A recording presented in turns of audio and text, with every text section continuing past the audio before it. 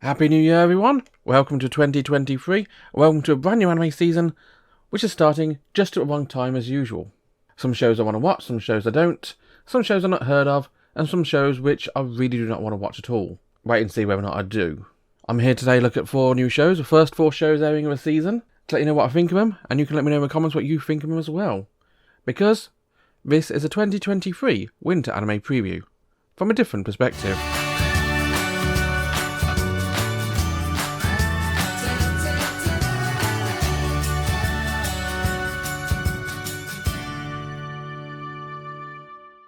First up this season, we have Ningen Fushin, adventurers who don't believe in humanity will save the world. An anime where a main character is kicked out of the hero's party and ends up making a better life for himself.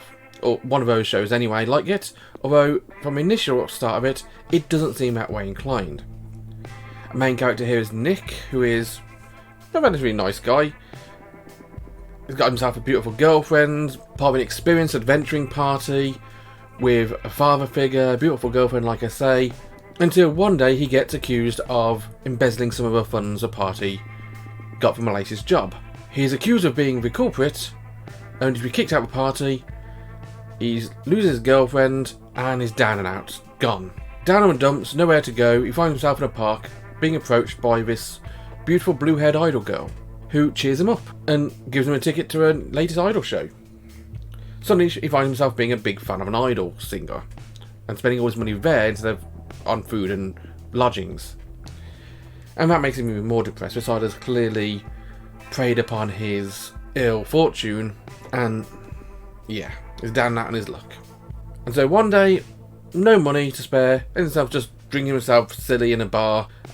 No money, just drinking the cheapest grog, the cheapest gruel to eat. And he is joined on his table by 3 other adventurers who seem to have come together, all also seem to hate humanity for various reasons. You've got Tiana, the wizard, the sorceress, who we see a bit of her backstory. She is from a rich family, super powerful sorceress, betrothed to marry someone, until everything falls out from under. Her betrothed decides, actually no, I don't want to date you, I want to date this other woman. She gets a blame for her fiance leaving her and gets kicked out of her family because that's a big shame for her family, losing out on that marriage. She's got a bit of money, so she's not exactly poor, she's not a poor girl. Finds a way to make her money go further and bets on a horse. She wins, of course, gambler's fallacy. She eventually loses all that money. Now she's out of money, she's trying to get into venturing, doesn't really know what to do. She hates humanity because humanity screwed her. We also have Zem, a former priest who is very much a womanizer, but originally, before he lost faith in humanity, he wasn't. He was a true to the cloth, straight-faced priest. And this one girl was helping him get all the herbs he wants. She was always bringing him loads and loads of high-quality herbs, and he was giving her money to pay for them, saying, you shouldn't be doing this for me, you should be spending this money on yourself. Go out and buy yourself something nice. Thank you very much for herbs, very much. What he doesn't realise is the cute little girl is in love with him and basically comes on to him, as he would do.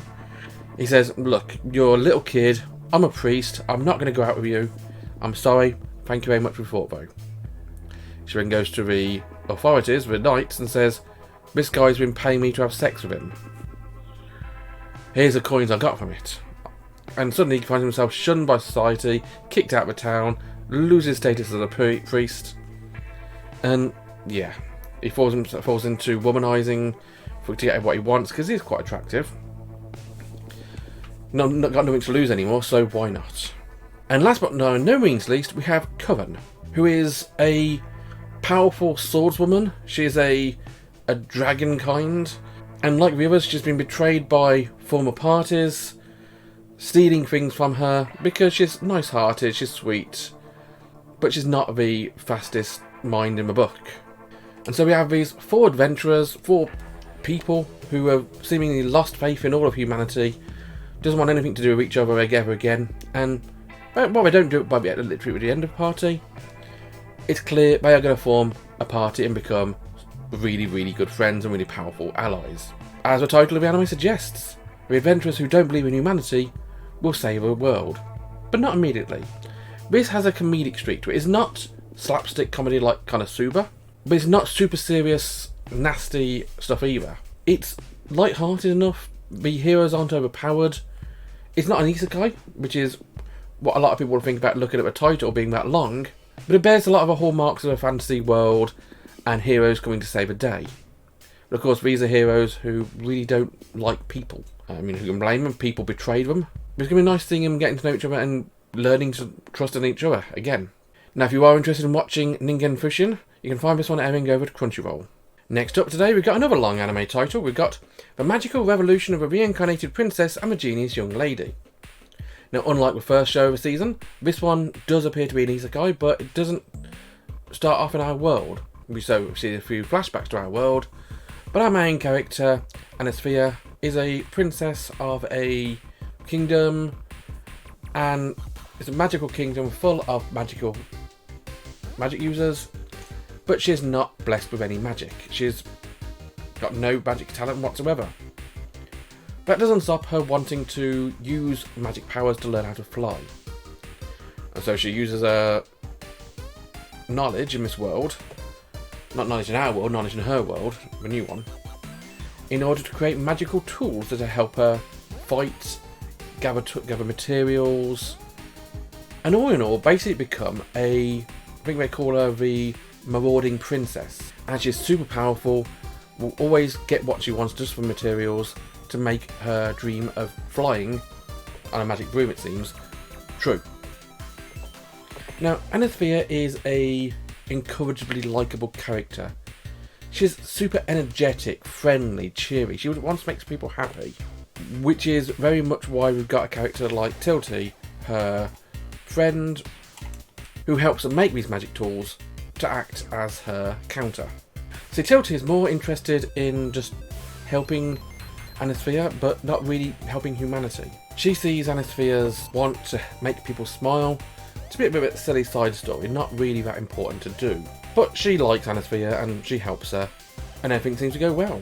Into the fray comes Anisthea's elder brother Algard, who is the crown prince of the region. He's next in line to be the throne, Anisthea having abdicated so she can go out adventuring. I mean, makes her brother happy at least.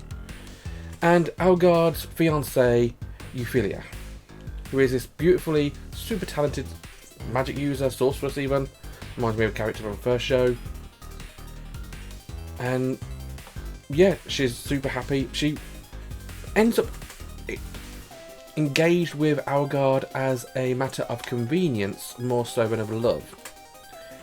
She wants to help society using her high talents for the good of the kingdom, whereas he just wants to be the best prince and king he will be eventually.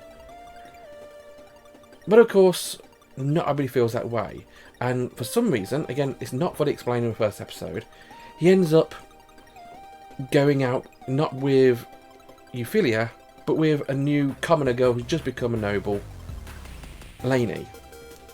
Now, I suspect Lainey of foul play or something going on, because through Lainey's friends, through Algard, Euphilia is portrayed to be the villainess type character. It's very much a villainess style plotline with her, where she's accused of basically bullying Lainey and being super mean and nasty when I don't think Euphilia's got a mean bone in her body. But she's accused, because the prince is the one doing accusing, the engagement is broken off, she's in tears on the floor, and once you know it, Anisthea comes crashing into the window on a broom. Whisks Euphilia away saying, "Look, you don't want her, I'll take her instead." And suddenly Yuri eyes go a-flutter all over the show as the princess comes flying in on a broom and swoops up the princess from the prince who's just got rid of her, and they live happily ever after. Well, didn't actually know that. All I know it's going to be a story of Anisthea and Euphilia and the magic tools, and obviously Euphilia's magic powers, and what we're going to get up to. I'm assuming it's going to be some kind of magical revolution. Is it going to be magic powers? Is it going to be magic tools? Probably magic tools given main character. But this is just a really, really likeable anime. It is mildly overpowered isekai with a but. I mean, she can't use magic herself, but that has never stopped main characters in an anime, the isekai, having superpowers anyway. This one I'm also going to recommend. I actually like this one even more than the first one, which, given the fact I enjoyed the first one a lot, Magical Revolution is a great show. Comes highly recommended. Definitely watch this on Crunchyroll. Next up, we got a slightly shorter title. We got The Ice Guy and His Cool Female Colleague, a romance anime about an ice guy and his cool female colleague. Now, when we say ice guy, we, in this case, do literally mean ice guy. Himuro is a descendant of a Yuki Onna, a snow woman, and as such, he is literally as cold as ice. I mean, he's got a warm heart, really, really soft feelings. I mean, really attractive as well, but his really nice personality. But when he gets emotional, his ice powers show. He's a princely character, calm, softly spoken, loves things, but can't get close to him because his emotions turn everything to ice. Of course, he isn't our main character. This being a romance anime, our main character this time is the female lead, Fuyutsuki, and she is our cool customer. She's pretty much an unflappable beauty. She is, again, softly spoken. Nothing really seems to faze her, and she first meets Himuro out on her way to work, first day at work, and she finds him literally frozen in fear of what's ahead of him. I mean, literally frozen. He's thrown himself to the ground. He can't move. But she takes time, warms him up, and yeah, it's kind of like love at first sight. Later on, she gets to work and finds out that he's also starting a company at the same time. They're both new hires, and they hit it off quite quickly. Fuyutsuki is always trying to think about what can make Himuro smile and be happy and be comfortable. Well, Himuro is just trying to be friendly and be nice to Fuyutsuki. They've got a nice budding relationship going on. They're clearly both interested in each other, but we're not taking that first step yet. Thrown into that mix, Kamui, who is a fox girl, and Sajima, who is I think is another human co-worker, and we got ourselves an interesting setup for an office-based romantic comedy. It does remind me a lot of Waterkoi from a few years back, and I think it was My Senpai's Annoying from last year. Both nice, sweet, light-hearted romantic comedies based around an office, with budding relationships with interesting and relatively straightforward characters. Now, there's not really much more to say about this one. We only really get an overview of the characters and what they're like. It's baby steps. It's bringing in clippings from your cat. Well, that's not so much baby, that's kind of creepy, but the heart's there. This is going to be an anime which you'll love and die based on what you think of its cast. For me, the main couple are fine. I'm pleased they're both beautiful. But it's actually Kamui and Saejima who's got me most interested. Mostly Kamui because she's a bloody foxy lady. She's a fox girl. I mean, what's not to like? This is not going to be a show for everyone. This is definitely a show for me. If you are interested in watching The Ice Guy and His Cool Female Colleague, you can find it airing over at Crunchyroll. Finally today we have Tomo-chan is a Girl, an anime about a seriously lovable tomboy who is in love with her best friend, Junichiro. Now, Tomo is very much a tomboy. I mean, the name kind of gives it away. She's a tomboy. She's very muscularly built. She is the type of girl to wear bike shorts under a skirt. She does karate. She's always played with the boys, never really played with the girls. And yeah, she's just your basic cute tomboy. Junichiro, on the other hand, is a clueless dolt. He only realised at the end of middle school that Tomo is actually a girl. And he doesn't really treat her as such, even now. He only really starts noticing her as a girl when she starts wearing a skirt. And even then, he says, "What the hell are you wearing that, mate? You shouldn't be wearing a skirt, it doesn't suit you." And of course, he gets a head full of foot. Of course, with Tomo, as well as Junichiro becoming stronger as he matures, the differences are going to start showing, and Tomo is heavily attracted to Junichiro. She's got it bad, and Junichiro is clueless. Thankfully, in between the two, we've got Misuzu. Tomo's best friend, childhood friend to both of them, used to play along as kids. And Misuzu is a troll. Honestly, she's the trolliest troll you've ever seen in your life. Of course, Tomo does make things easy for herself. She is so good at karate, she can't play with the girls in the karate club. Play with girls. She can't fight with girls in karate club. She does. She pretty much almost kills one of them, so she's forced to practice with the boys in the boys' karate club.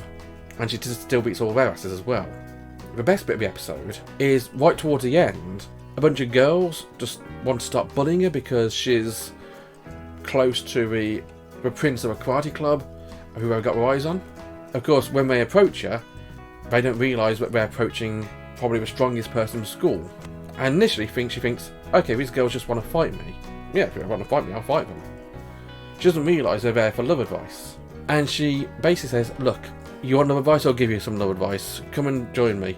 And instead of being interested in Prince, suddenly these two cute bullies are now interested in Tomo. As Misuzu says, she's got a nickname in middle school, the Natural Lady Killer. Apparently she makes them a princely figure, and girls everywhere just swoon over her whenever she walks by. So this is going to be a romantic comedy, much more slapstick in nature, a second romance show of the day, featuring a clueless, lovable, klutzy tomboy. And who doesn't love a clueless tomboy character when we're at home?